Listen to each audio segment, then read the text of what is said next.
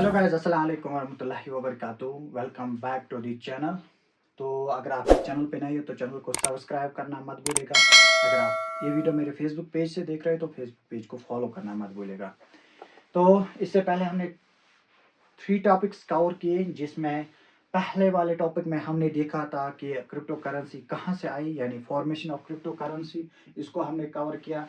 दूसरे वाले टॉपिक में हमने देखा था कि क्रिप्टो करेंसी क्या है, और तीसरे टॉपिक में हमने डिस्कस किया था बिटकॉइन को। ठीक है, ये तीनों टॉपिक्स हमने कवर किए हैं। अगर आपने ये तीनों टॉपिक्स अभी तक नहीं देखे हैं तो आप मेरे यूट्यूब चैनल पे जाके सर्च कर सकते हो और देख आज के इस वीडियो में हम बात करेंगे टाइप्स ऑफ क्रिप्टो करेंसीज की। टाइप्स कितने हैं क्रिप्टो करेंसीज की।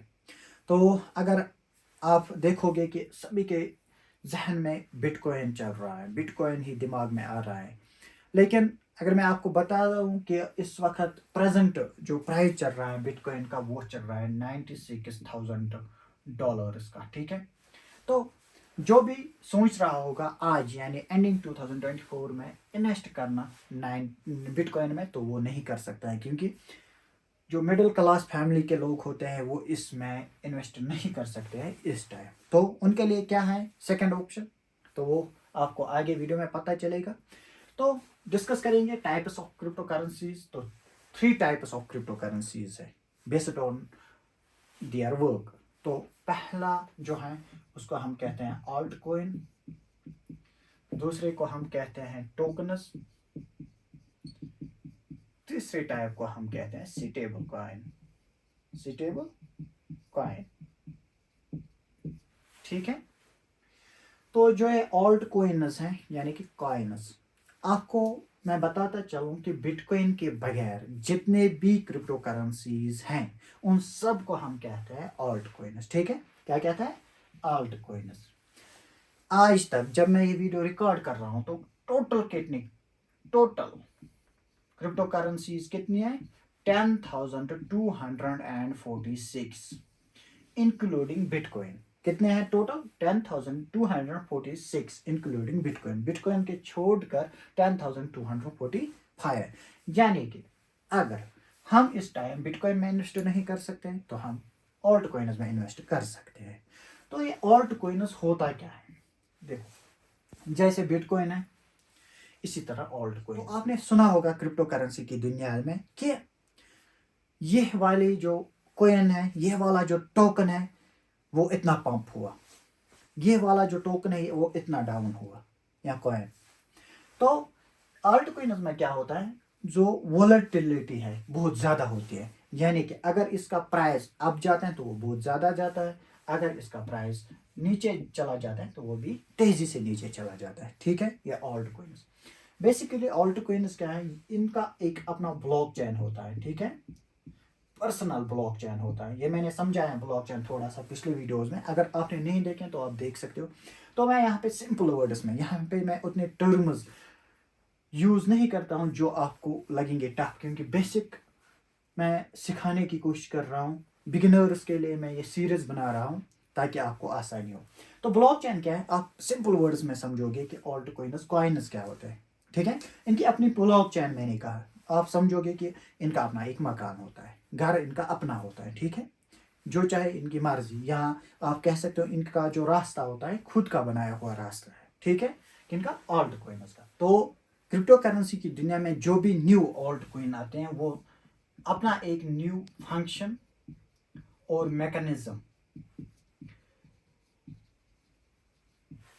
नया लाता है, क्योंकि सिक्योर करने के लिए ब्लॉकचेन, क्योंकि वो चाहते हैं कि हमारी वजह से और ज़्यादा सिक्योर हो ब्लॉकचेन। वो अपना नया फंक्शन मैकेनिज्म ला के इस क्रिप्टो करेंसी की दुनिया में अपना सफ़र स्टार्ट करते हैं। तो जो ये ऑल्ट कॉइन्स है, हम कहेंगे कि ये सेकंड ऑप्शन है इन्वेस्टमेंट का, क्योंकि जो बिटकॉइन में आज इन्वेस्टमेंट नहीं कर सकेंगे तो वो किस में करेंगे, ऑल्ट कॉइन्स में इन्वेस्ट करेंगे। तो यहाँ पे मैं एग्जांपल लूंगा डिफरेंट ऑल्ट कॉइन्स का। फॉर एग्जांपल XRP है, XRP जिसे रिपल कहते हैं। ठीक, यह किस लिए आया था, क्योंकि जो ट्रांजैक्शन है ये हेल्प करता था ट्रांजैक्शन करने में। क्या करता था, XRP एक ऑल्ट कॉइन है, तो ये क्या करता था, ट्रांजैक्शन करने में हेल्प करता है। तो ऑल्ट कॉइन्स हमने डिस्कस किया कि इनका अपना एक यूज़ केस होता है और ये हेल्प करते हैं डिफरेंट प्रॉब्लम्स को सॉल्व करने में, ठीक। अब हम चलेंगे टोकनस। टोकनस क्या होता है? तो टोकनस हम उनको कहते हैं जो कि दूसरों के ब्लॉकचेन पे वर्क करता है। इनका अपना ब्लॉकचेन नहीं होता है। ये क्या काम करते हैं? ये दूसरों का ब्लॉकचेन यूज करते हैं, फिर जाके काम करते हैं, ठीक है। यानी कि अगर मुझे कोई क्रिप्टो करेंसी की फील्ड में अपनी एक कॉइन लॉन्च करनी है, डायरेक्टली मैं कॉइन लॉन्च नहीं कर सकता हूँ, क्योंकि मेरे पास उतने फंड्स नहीं होंगे। मुझे अपनी ब्लॉकचेन पहले बनानी है, क्योंकि कॉइन में हमने पहले ही कहा कि उनकी अपनी ब्लॉकचेन होती है, यानी कि उनका अपना एक घर होता है। तो मैं क्या काम करता हूँ, मैं किसी का सहारा लेता हूँ, किसी कॉइन का सहारा लेता हूँ, उसकी ब्लॉकचेन का सहारा। मैं उनसे कहता हूँ कि मुझे आपकी ब्लॉकचेन पे अपना एक टोकन लॉन्च करना है, उसको हम टोकन कहते हैं, जो कि दूसरों की ब्लॉकचेन पे वर्क करे, ठीक है। जो टोकन होता है, सिंपल वर्ड्स में हम ये कहेंगे कि मैं यहाँ से निकलता हूँ, मैं जाता हूँ दिल्ली बाय एयर या बाय ट्रेन, अपनी गाड़ी मुझे साथ नहीं होती है, तो वहाँ पे मुझे 5 डेज के लिए एक मैं रेंट करता हूँ कार। क्या करता हूँ? कार एक को मैं रेंट करता हूँ, रेंट पे लेता हूँ। तो जो मैं एक कार लेता हूँ, इसको मुझे एक रेंट देना है और पेट्रोल खुद फिल करवाना है। लेकिन जो कार का सारा कुछ है, मेंटेनेंस, वर्क एटसेट्रा, वो कौन करेगा? वो इसका ओनर करेगा, ठीक है। इसी तरह यहाँ पे टोकन क्या करता है? दूसरों की ब्लॉकचेन पे वर्क करता है, यूज करता है। तो इस ब्लॉकचेन का मालिक कौन होता है? दूसरा बंदा होता है। यानी कि ब्लॉकचेन में कोई भी मेंटेनेंस का वर्क हो, वो उस बंदे के हाथ में है। इसका काम कुछ नहीं है, बस अपना काम करना है टोकनस का, ठीक है। और जो टोकनस है, ये स्पेसिफिक इकोसिस्टम के लिए काम करता है, ठीक है। तो टोकन की मैं अगर यहाँ पे बात करूं, डिफरेंट टोकनस हैं, जैसे कि यूनिस्वैप है, ठीक। ट्रॉन सबको पता होगा, मैं यहाँ पे ट्रॉन, लेकिन ट्रॉन इस टाइम टोकन नहीं है। लेकिन ट्रॉन क्या काम करता था जब ट्रॉन पहले लॉन्च हुआ? ट्रॉन जब पहले क्रिप्टो करेंसी की दुनिया में इसने कदम रखा, तो इसने क्या किया? इसने इथेरियम का जो ब्लॉकचेन है वो यूज किया। किसका यूज किया? इथेरियम का ब्लॉकचेन यूज किया। तब जाके जब पहले ट्रॉन आया, ये क्या था? टोकन था। इसने किसका ब्लॉकचेन यूज किया? इथेरियम का ब्लॉकचेन यूज किया। But with the passage of time Tron grow होता गया।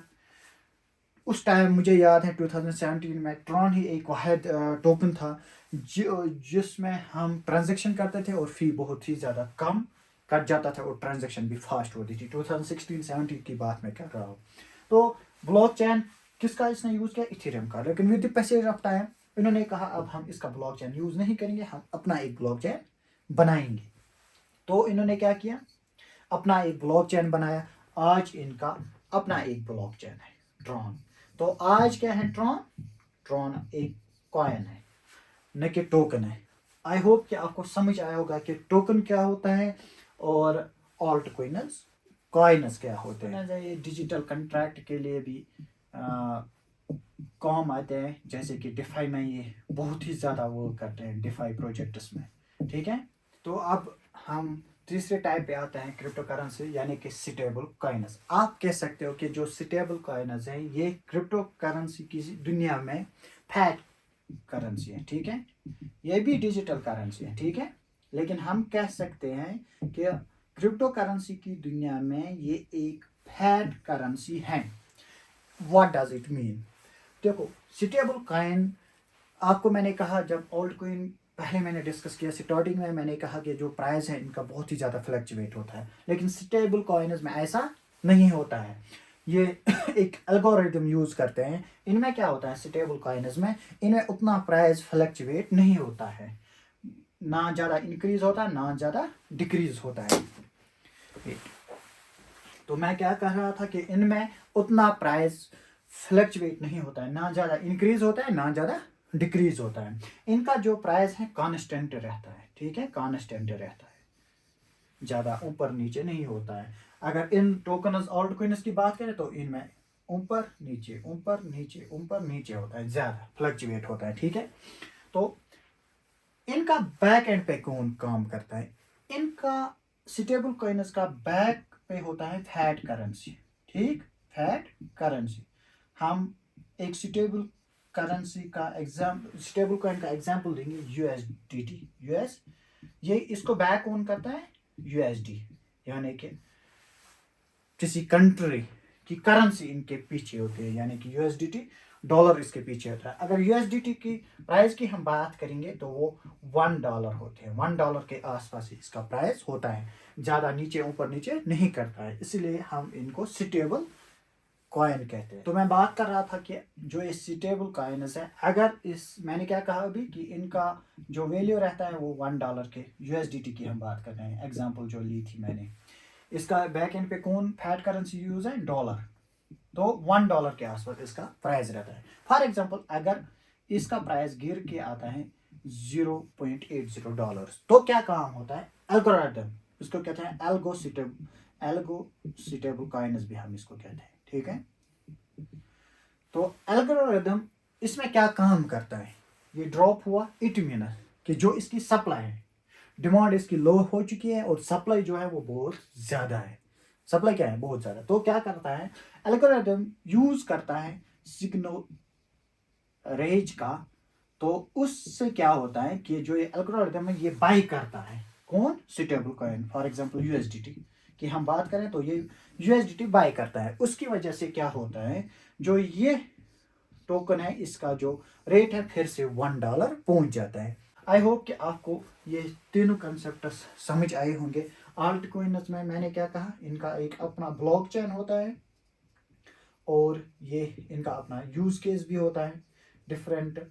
और जब टोकन्स में मैंने कहा कि ये इनका अपना ब्लॉकचेन नहीं होता है, ये दूसरों का ब्लॉकचेन यूज करता है, ठीक, मोटा मोटा सा डिफरेंस। और स्टेबल कॉइन्स में मैन यही है कि इनका जो प्राइस है उतना ज़्यादा फ्लक्चुएट नहीं होता है। आई होप कि इतना सब कुछ आपको समझ आया होगा।